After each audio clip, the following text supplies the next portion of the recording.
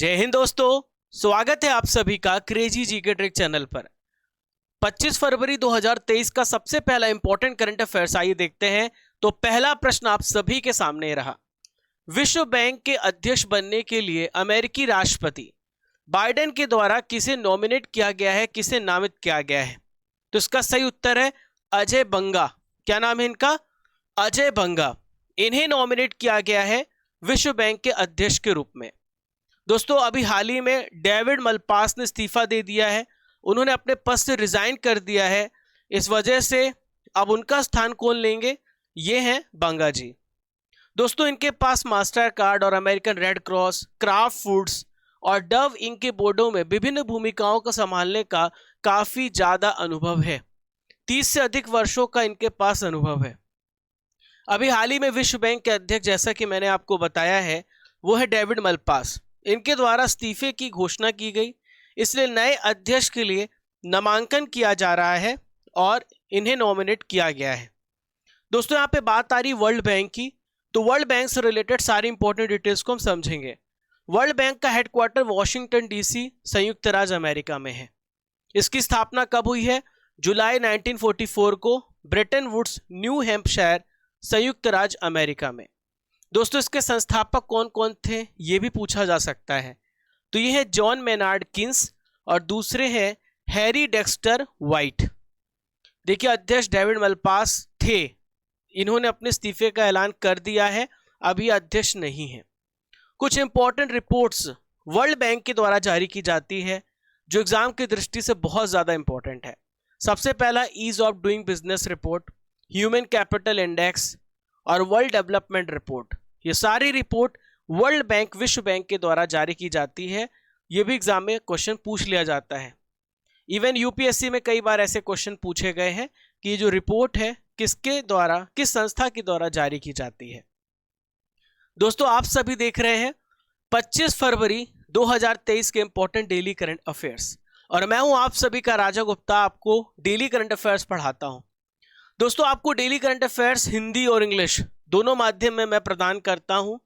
यह है current affairs की ब्रह्मास्त्र क्लास, भारत के सभी एग्जाम्स के लिए जरूरी।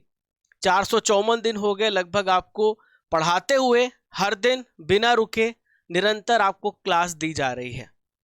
दोस्तों, लास्ट में आपको डेली करंट अफेयर्स का टेस्ट मिलेगा, स्पेशल स्टैटिक जीके मिलेगा और पीडीएफ भी अवेलेबल है। आइए क्वेश्चन नंबर 2 को देखते हैं। 7 वर्ष के प्रिंस जिग्मे नामग्याल वांगचुक किस देश के पहले डिजिटल नागरिक बने हैं? तो जो ये प्रिंस जिग्मे नामग्याल वांगचुक हैं, ये भूटान के हैं। ठीक है, 7 वर्ष के जो प्रिंस जिग्मे नामग्याल वांगचुक हैं, ये भूटान देश के हैं। ये पहले डिजिटल नागरिक अभी हाल ही में घोषित हुए हैं, बने हैं। तो यहां पर आप देख पा रहे हैं, ये है प्रिंस जो 7 इयर्स के हैं। भूटान ने अपने डिजिटाइजेशन प्रोसेस को स्टार्ट कर दिया है।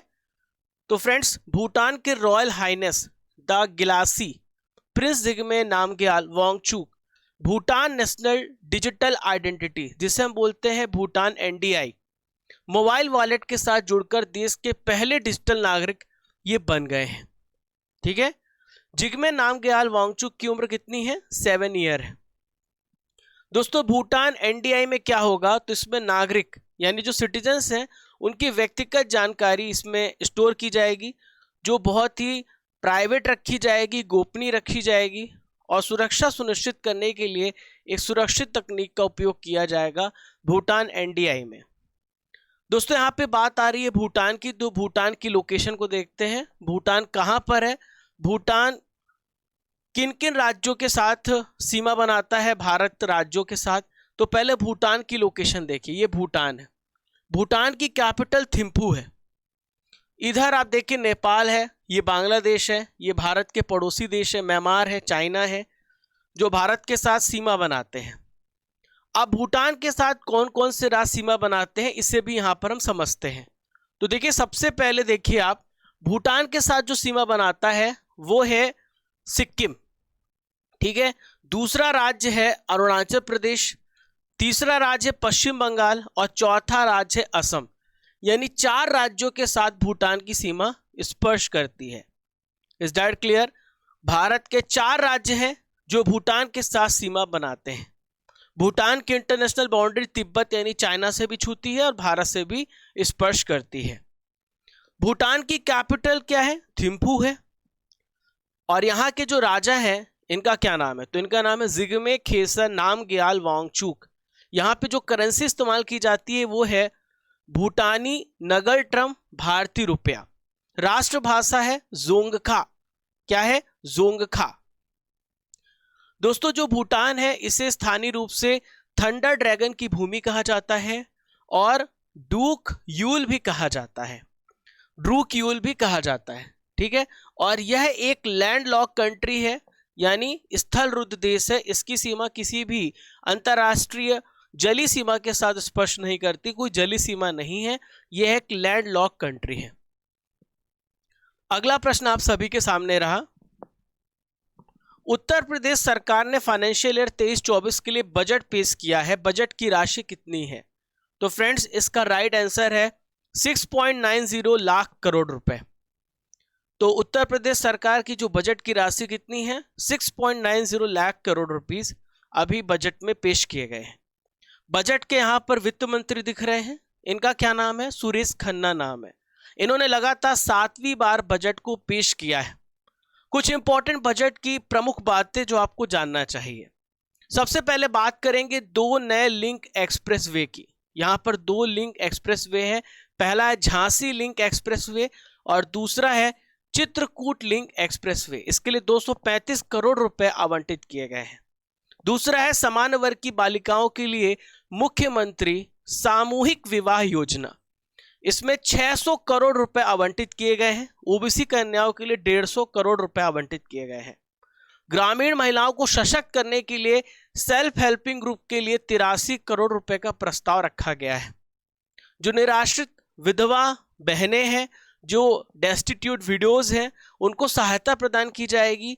4032 करोड़ रुपए आवंटित किए गए हैं और प्रेजेंट में 32.62 लाख महिलाओं को इसका फायदा मिलेगा, इनकी सहायता की जाएगी।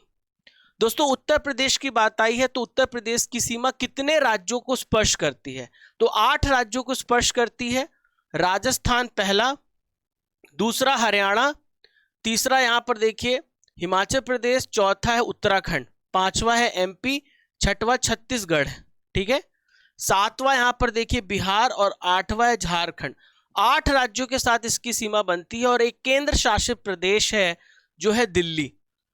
तो 8 राज्यों के साथ और एक केंद्र शासित प्रदेश के साथ अपनी बाउंड्री को शेयर करता है यूपी, ठीक है। सबसे ज्यादा जो जनसंख्या है पूरे भारत में यूपी की है। उत्तर प्रदेश के प्रेजेंट में गवर्नर कौन है? आनंदीबेन पटेल है। कैपिटल लखनऊ है। चीफ मिनिस्टर योगी आदित्यनाथ है। यहाँ का स्टेट बर्ड है सारस और सेक्स रेशियो है 1017, ठीक है। चलिए दोस्तों क्वेश्चन नंबर 4 को डिस्कस करते हैं। तो 4th क्वेश्चन आप सभी के सामने रहा। भारत के नए ड्रग कंट्रोलर जनरल डीसीजीआई के रूप में किसे नियुक्त किया गया है? तो फ्रेंड्स राजीव रघुवंशी को नियुक्त किया गया है। अभी कुछ दिनों पहले नॉमिनेट किया गया था, अब इन्हें ड्रग कंट्रोलर जनरल बना दिया गया है। इनकी नियुक्ति कंफर्म कर दी गई है। यह है राजीव रघुवंशी, मेरे पीछे आप देख पा रहे हैं, यह है राजीव रघुवंशी जी। क्लियर है दोस्तों? तो ये भारत के नए डीसीजीआई नियुक्त किए गए हैं। किनका स्थान लेंगे? डॉक्टर वीजी सोमानी की जगह लेंगे, जो 2019 से इस पद पर थे। पर अब सवाल उठता है कि ये ड्रग कंट्रोलर जनरल क्या है? हालांकि नाम से ही स्पष्ट है ड्रग कंट्रोलर, यानी भारत में कोई नई दवा आती है उस पर अनुमति देना है या कोई दवा चल रही इसको प्रतिबंधित करना है, तो ड्रग्स से रिलेटेड जो रेगुलेशन है वो drug controller general of India करता है। डीसीजीआई भारत में CDSCO central drug standard control organisation का प्रमुख है और ये स्वास्थ्य और परिवार कल्याण मंत्रालय के अंतर्गत आता है, जिसके प्रेजेंट में जो मंत्री हैं वो कौन है? स्वास्थ्य मंत्री हैं मनसुख मंडाविया जी। तो देश में दवाओं और चिकित्सा उपकरणों की सुरक्षा और उनकी क्वालिटी को किस प्रकार से उनकी क्वालिटी है बरकरार रहे, ये काम जिम्मेदारी डीसीजीआई की है, ठीक है। अगला प्रश्न आप सभी के सामने आ गया, मोस्ट इंपॉर्टेंट क्वेश्चन है। देखिए अगले प्रश्न की ओर बढ़ते हैं। अंतर्राष्ट्रीय मातृभाषा पुरस्कार से हाल ही में किसे सम्मानित किया गया है? Who was honoured with the international mother language award? तो फ्रेंड्स, इनका नाम है डॉक्टर महेंद्र कुमार मिश्रा। आप इस प्रकार से भी याद कर सकते हैं कि महेंद्र सिंह धोनी जो है, ऐसा रिलेट करके तो आपको याद रहेगा क्योंकि आप MS धोनी को ज्यादा देख चुके हैं, तो उनको मातृभाषा पुरस्कार मिला है। तो अगर एग्जाम में ऑप्शन आएगा महेंद्र कुमार तो आप बिल्कुल टिक कर देंगे। तो महेंद्र कुमार मिश्रा जी को अंतर्राष्ट्रीय मातृभाषा पुरस्कार से सम्मानित किया गया है। यहां पर इमेज में आप देख पा रहे हैं शेख हसीना, बांग्लादेश की प्रेजेंट में प्राइम मिनिस्टर है, इन्होंने इन्हें सम्मानित किया है। भारतीय शिक्षक है और एक सोशल वर्कर है doctor Mahendra Kumar Mishra ji. International mother language award से इन्हें सम्मानित किया गया है। दोस्तों, यहाँ पे बात आ रही है इंटरनेशनल मदर लैंग्वेज अवार्ड की, किसके द्वारा स्थापित किया गया? यूनेस्को के द्वारा 2021 में। हर 2 साल में दिया जाता है, जो मातृभाषा को बचाने का, संरक्षित करने का और प्रमोट करने का कार्य करते हैं, उन व्यक्तियों को दिया जाता है। क्लियर है? चलिए, हाल ही में किसने अर्जेंटीना ओपन 2023 को जीत लिया है? तो अर्जेंटीना ओपन को हाल ही में कार्लोस अल्कराज ने जीता है। किसने जीता है? Carlos Alcaraz.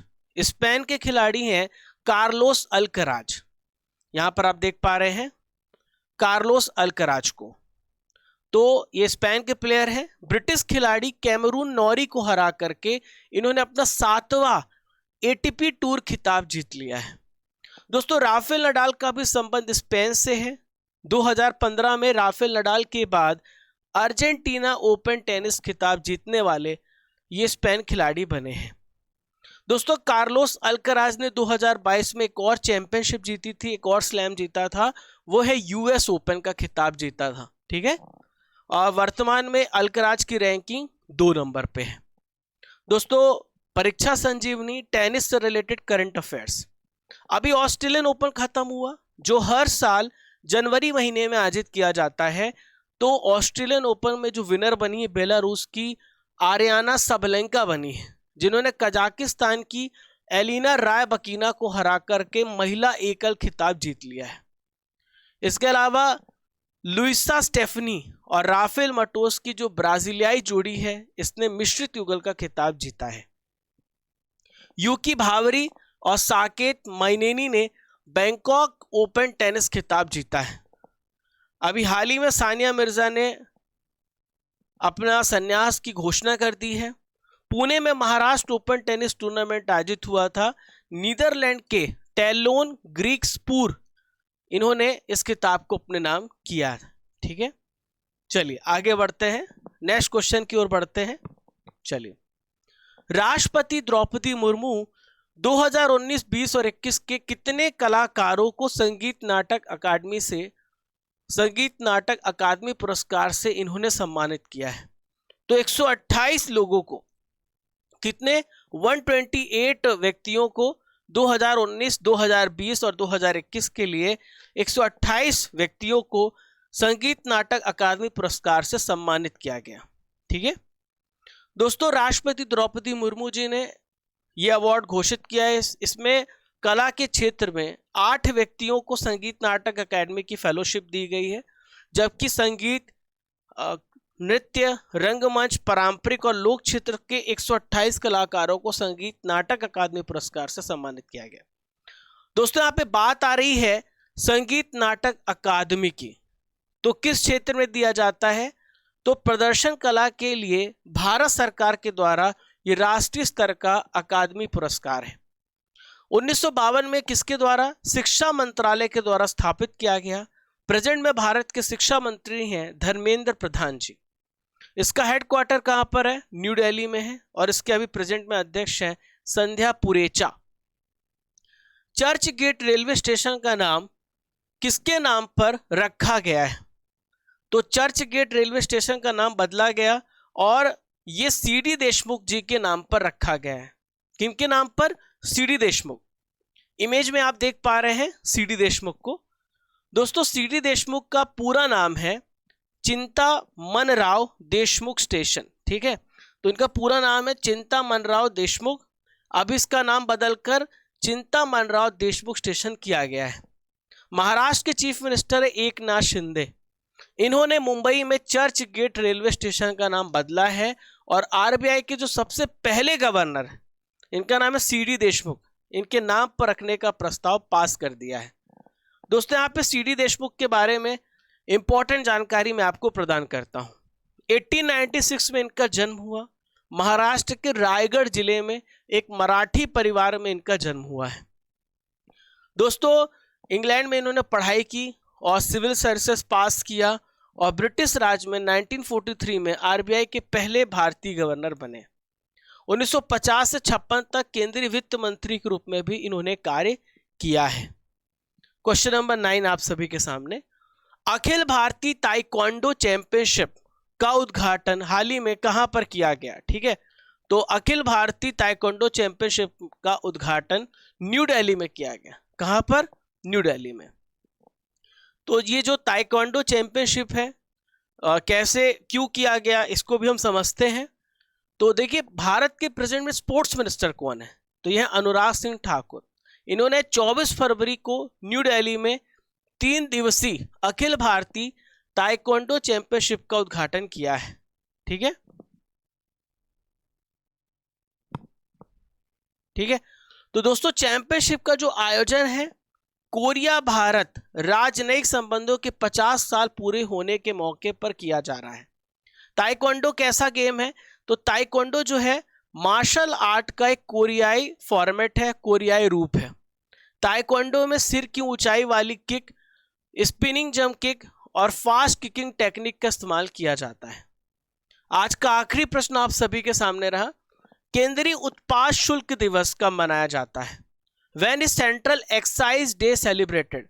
तो 24 फरवरी को मनाया जाता है केंद्रीय उत्पाद शुल्क दिवस। दोस्तों ब्रिटिश शासन काल के दौरान 1855 में ये एक्साइज डिपार्टमेंट स्थापित किया गया था। अभी केंद्रीय अप्रत्यक्ष कर और सीमा शुल्क बोर्ड से रिलेटेड कुछ इंपॉर्टेंट जानकारी बता दूं तो 1964 में इसकी स्थापना हुई थी, जिसे हम बोलते CBITNC, और हेडक्वार्टर है जो न्यू दिल्ली में है और अध्यक्ष है इसके विवेक जौहरी जी। क्या नाम है इनका? विवेक जौहरी। दोस्तों ये जो करंट अफेयर्स की रसमलाई है जिसे हम बोलते हैं RRR, आप दूसरा नाम ये भी बोल सकते हैं। तो यहां पर कल मैंने आपसे कहा था कि मैं आपके दिसंबर महीने के करंट अफेयर्स का टेस्ट लूंगा। कल हमने जनवरी मंथ के करंट अफेयर्स को कवर किया था, आज दिसंबर महीने के करंट अफेयर्स को रिवाइज करेंगे। तो बीएसएफ का 58 नंबर का स्थापना दिवस कब मनाया गया? तो याद रखिएगा 1 दिसंबर को मनाया गया। ठीक है। राष्ट्रीय प्रदूषण नियंत्रण दिवस कब मनाया गया? तो 2 दिसंबर को मनाया गया राष्ट्रीय प्रदूषण नियंत्रण दिवस। हॉर्नबिल महोत्सव किस राज्य में आयोजित हुआ है? तो हॉर्नबिल जो है 1 दिसंबर से लेकर 10 दिसंबर तक आयोजित हुआ नागालैंड में। हर घर गंगा जल परियोजना को किस राज्य में शुरू किया गया? तो ये जो योजना है बिहार राज्य में स्टार्ट की गई। उत्तराखंड के नए ब्रांड एम्बेसडर कौन बने हैं? इनका क्या नाम है? तो इनका नाम है प्रसून जोशी जी। भारत में मातृ मृत्यु दर 2018-20 में कितनी हो गई है? तो घट गई है और ये 97 पर आ गई है। मौना लोआ ज्वालामुखी में लगभग 38 साल बाद विस्फोट हुआ, ये किस देश में है? तो मौना लोआ जो है ये अमेरिका में स्थित है। सेबी ने किसे बीएसई के एमडी एंड सीईओ नियुक्त किया है? इनका क्या नाम है? तो फ्रेंड्स इनका नाम है सुंदर रमन राममूर्ति।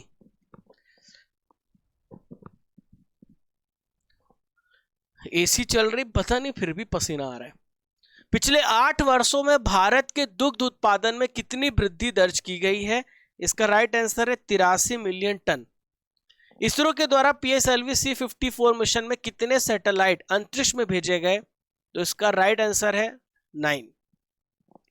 WHO के द्वारा मंकी पॉक्स का नया नाम क्या रखा गया? देखिए आप अपना आंसर कमेंट बॉक्स पे जारी रखें। तो इसका राइट आंसर है एमपॉक्स। मिस अर्थ वाटर 2022 का खिताब किसने जीता है? तो इसे जीता है नदीन आयूब ने। दुनिया की पहली इंट्रानेजल कोविड-19 वैक्सीन कौन सी बन गई है? तो भारत ने इसे डेवलप की है और यह है इनकोवैक। लिमिटेड ओवर क्रिकेट में एक ओवर में 7 छक्के लगाने वाले दुनिया के पहले क्रिकेटर कौन बने हैं? तो यह है ऋतुराज गायकवाड़। मरियम वेबस्टर ने वर्ष 2022 के किस वर्ड को वर्ड ऑफ द ईयर चुना है? तो यह वर्ड है गैस लाइटिंग। यूपी की पहली महिला पुलिस कमिश्नर कौन बनी है? इनका क्या नाम है? तो फ्रेंड्स इनका नाम है लक्ष्मी सिंह। निक्षय मित्र एम्बेसडर के रूप में किसे नियुक्त किया गया? तो हाल ही में दीपा मलिक को नियुक्त किया गया। ये शॉटपुट प्लेयर है। राष्ट्रीय पिछड़ा वर्ग आयोग के अध्यक्ष कौन बने हैं? इनका क्या नाम है? तो ये है हंसराज गंगाराम अहिर। कौन सा राज्य अलग दिव्यांग विभाग की स्थापना करेगा? तो सबसे पहला महाराष्ट्र राज्य बना है जो दिव्यांग विभाग की स्थापना करेगा। 2022 में गूगल पर सबसे ज्यादा सर्च किए जाने वाला विषय क्या है? तो ये विषय है आईपीएल, इंडियन प्रीमियर लीग। दोस्तों अब करंट अफेयर्स का आपका टेस्ट लेने वाले हैं, क्योंकि आपने 25 फरवरी के करंट अफेयर्स को बहुत अच्छे से पढ़ा है। अब आपका होने वाला है टेस्ट। तो पहला प्रश्न ये रहा, वर्ल्ड डेवलपमेंट रिपोर्ट किसके द्वारा जारी किया जाता है? तो वर्ल्ड डेवलपमेंट रिपोर्ट को किसके द्वारा जारी किया जाता है? वर्ल्ड बैंक के द्वारा। मैंने आपको करंट अफेयर्स में पढ़ाया है। वर्ल्ड बैंक का हेडक्वार्टर कहां पर है? तो वर्ल्ड बैंक का हेडक्वार्टर है वॉशिंगटन डीसी में। भूटान की सीमा भारत के कितने राज्यों को स्पर्श करती है? तो आपने अच्छे से पढ़ा है, जो भूटान के भारत के 4 राज्य हैं जो भूटान की सीमा को स्पर्श करते हैं। थंडर ड्रैगन की भूमि किस देश को कहा जाता है? तो यह देश है भूटान। सुरेश खन्ना किस राज्य के वित्त मंत्री हैं? तो सुरेश खन्ना जो है यूपी के वित्त मंत्री, फाइनेंस मिनिस्टर हैं। कार्लोस अल्कराज किस देश के खिलाड़ी हैं? तो अल्कराज जो है स्पेन के प्लेयर है। महिला श्रेणी ऑस्ट्रेलियन ओपन 2023 को किसने जीता है? तो महिला कैटेगरी में ऑस्ट्रेलियन ओपन को जीता है किसने? अभी किसने जीता है? आर्याना सबलेंका ने। संगीत नाटक अकादमी का हेडक्वार्टर कहां पर है? तो यह है दिल्ली में। मुगल गार्डन का नया नाम क्या कर दिया गया है? अमृत उद्यान, अमृत बागान, अमृत स्थल, राष्ट्रपति गार्डन। तो इसका सही उत्तर है अमृत उद्यान, इसका नाम रखा गया है। विश्व स्काउट दिवस कब मनाया जाता है? तो यह मनाया जाता है 22 फरवरी को। दोस्तों कल के करंट अफेयर्स का रिवीजन करेंगे 24 फरवरी का। जो आपने कल करंट अफेयर्स पढ़ा था अब उसका हम यहां पर टेस्ट लेंगे। भारतीय संसद के doctor APJ Abdul Kalam life time achievement award से किसे सम्मानित किया गया? तो ये कौन है? ये है टीके रंगराजन। आप अपना आंसर कमेंट बॉक्स पे जारी रखें।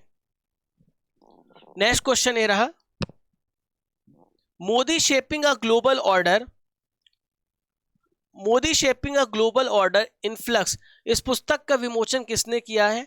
जेपी नड्डा जी ने। किस देश ने पहली बार देश में समलैंगिक जोड़ों के अधिकारों को मान्यता प्रदान की है? तो यह देश है साउथ कोरिया। केंद्रीय मंत्रिमंडल ने भारत और किस देश के बीच हवाई सेवा समझौते पर हस्ताक्षर करने की मंजूरी की है? तो भारत और गुयाना ने इस पर मंजूरी की है। किस संस्थान में गेहूं की किस्म विकसित की गई जो गर्मी को मात दे सकती है? तो इसे डेवलप किया है इंडियन एग्रीकल्चरल रिसर्च इंस्टीट्यूट ने। ऐश्वर्य प्रताप सिंह तोमर ने ISSF विश्व कप में 50 मीटर राइफल 3 पोजीशन प्रतियोगिता में कौन सा मेडल भारत को दिलाया है? तो गोल्ड मेडल। एशिया आर्थिक संवाद कहां पर शुरू हुआ? तो ये कहां पर शुरू हुआ है? पुणे में। अमेरिका का कौन सा शहर जाति के आधार पर भेदभाव को स्पष्ट रूप से प्रतिबंधित करने वाला शहर बना है? तो यह सिएटल। सीबीआई ने ऑपरेशन कनक 2 के तहत किस राज्य में लगभग 50 स्थानों पर भारतीय खाद्य निगम के परिसरों में तलाशी ली? तो ये कहां पर है? पंजाब में। संयुक्त राष्ट्र ने किसे कुपोषण समाप्त करने के अभियान हेतु प्रमुख पद पर नियुक्त किया है? तो कल मैंने आपको बताया था, यह है अफसा खान। आज का सवाल है दोस्तों, विश्व बैंक के अध्यक्ष बनने के लिए अमेरिकी राष्ट्रपति बाइडेन के द्वारा किसे नॉमिनेट किया गया है? आपको इसका उत्तर कमेंट बॉक्स पे देना है। पहचानना है ये कहां की इमेज है और इसके बारे में आपको 5 सेंटेंसेस लिखने हैं। दोस्तों आज के जीके के पिटारे में हम लूसेंट स्टैटिक जीके के पिटारे को आगे बढ़ाएंगे। कल हमने भारत में प्रथम महिला को पढ़ा था और आपने बहुत पसंद किया, इसलिए हम एक तरफ से सीरीज को खत्म करेंगे और कल एमसीक्यू वर्जन भी लाएंगे, तो पूरा प्रयास रहेगा सब कुछ आपको देने का। तो कल हमने 13 इंपॉर्टेंट पॉइंट को पढ़ा था। किसी राज्य की विधानसभा की प्रथम महिला अध्यक्ष कौन है? तो ये है श्रीमती सन्नो देवी। क्या नाम है इनका? सन्नो देवी जी।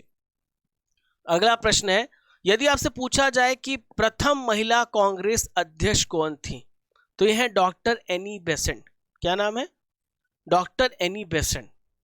सुप्रीम कोर्ट की प्रथम महिला न्यायाधीश का नाम अगर आपसे पूछा जाए तो आप बताइएगा फातिमा बीबी। क्या नाम है इनका? फातिमा बीबी।